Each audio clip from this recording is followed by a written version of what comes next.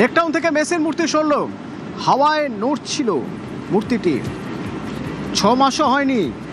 তার মধ্যেই এই মূর্তিটিতে ত্রুটি লক্ষ্য করা যায় এবং তারপর তাড়াহুড়োয় তৈরি 44 ফুটের মূর্তি সরানোর সিদ্ধান্ত হয়েছিল, আজ সরানো হলো। 10 লক্ষ টাকা এই মূর্তি তৈরিতে খরচ হয়েছিল, কিন্তু 6 মাসের মধ্যেই হাল বেহাল। 44 ফুটের এই মূর্তি তাড়াহুড়ো করে করা হয়েছিল, সেই মূর্তি এবার লেকটাউন থেকে সরানো হলো।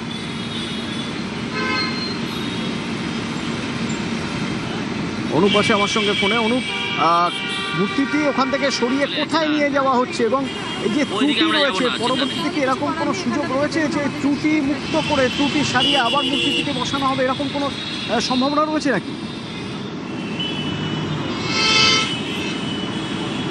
অনুপ,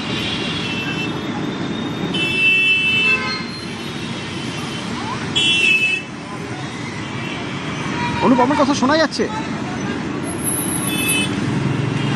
ওইদিকে আমরা যাবো না, যদি প্রশ্নটা একবার করতে। হ্যাঁ অনুপ, এই যে মূর্তিটি সরিয়ে কোথায় নিয়ে যাওয়া হলো, পরবর্তীতে কি আবার ত্রুটি সারিয়ে মূর্তিটি এখানে নিয়ে আসার কোনো সম্ভাবনা রয়েছে?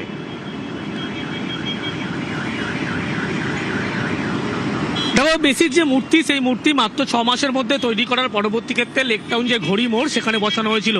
মূর্তি বসানোর পরবর্তী ক্ষেত্রে দেখা যেত ঝড় হলেই বা হাওয়া হলেই মূর্তি কিন্তু যে বিপজ্জনক ঝুঁকিপূর্ণভাবে অবস্থায় ছিল, এমনটাই পূর্ত দপ্তর থেকে তারা জানায়। এরপরে একাধিক যারা আধিকারিক রয়েছে, ইঞ্জিনিয়ার থেকে তুলে সার্ভে করে এবং জানায় এই মূর্তি ঝুঁকিপূর্ণ অবস্থায় রয়েছে, ঝড় বৃষ্টি হলে যে কোনো দিন মূর্তি কিন্তু ভেঙে পড়তে পারে।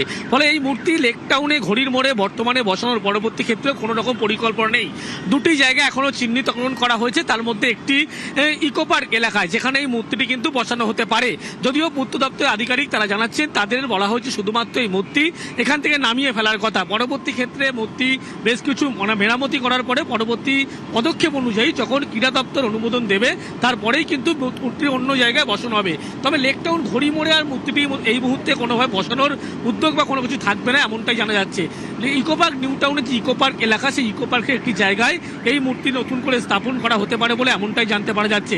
যদিও এই মেসির মূর্তি নিয়ে কিন্তু বারবার দেখা গেছিল একাধিকভাবে সার্ভে, আইআইটি খড়গপুর থেকে শুরু করে প্রত্যেক ক্ষেত্রে কিন্তু ইঞ্জিনিয়াররা এসেছিল, তারা সার্ভে করে দেখেছিল এবং প্রত্যেক ক্ষেত্রে লক্ষ্য করে যায় তারা যে রিপোর্ট দিয়েছে মূর্তিটি ঝুঁকিপূর্ণ অবস্থায় রয়েছে, যে কোনো দিন দুর্ঘটনা ঘটে যেতে পারে। তার কারণ মূর্তি যখন তৈরি করা হয়েছিল, এই মূর্তি মাত্র 6 মাসের ব্যবধানে তৈরি করা হয়েছিল এবং যেভাবে মূর্তিটি বসানো হয়েছিল সেক্ষেত্রে কোনো নিয়ম মানা হয়নি, এমনটাই বলা হচ্ছিল। এবং এই মূর্তি যখন কোনো হাওয়া দিত সেই মূর্তি কিন্তু দোলা খেত, এমনটাই লক্ষ্য করা যাচ্ছিল। এরই পরবর্তী ক্ষেত্রে ক্রীড়া দপ্তরের পক্ষ থেকে সরাসরিভাবে কিন্তু পূর্ত দপ্তরের সঙ্গে কথা বলা হয় এবং তারপরেই একাধিকভাবে যে সমস্ত সার্ভে করা হয়, একাধিক ইঞ্জিনিয়াররা আসে, তারা সার্ভে করার পরবর্তী ক্ষেত্রে দেখা যায়, তারা জানায়, রিপোর্ট দেয় যে এই মূর্তিটি যেভাবে ঝুঁকিপূর্ণ অবস্থায় রয়েছে যে কোনো দিন দুর্ঘটনা ঘটে যেতে পারত। সেই কারণেই এই মুহূর্তে মেসির যে মূর্তি লেকটাউন ঘড়ি মোড়, সেই ঘড়ি মোড় থেকে মূর্তি সরিয়ে ফেলা হচ্ছে। অন্যত্র দুটি জায়গা চিহ্নিত করা হয়েছে, তার মধ্যে একটি জায়গায় লেকটাউন আর ফেরার কোনো সম্ভাবনা নেই এই মূর্তি। ধন্যবাদ।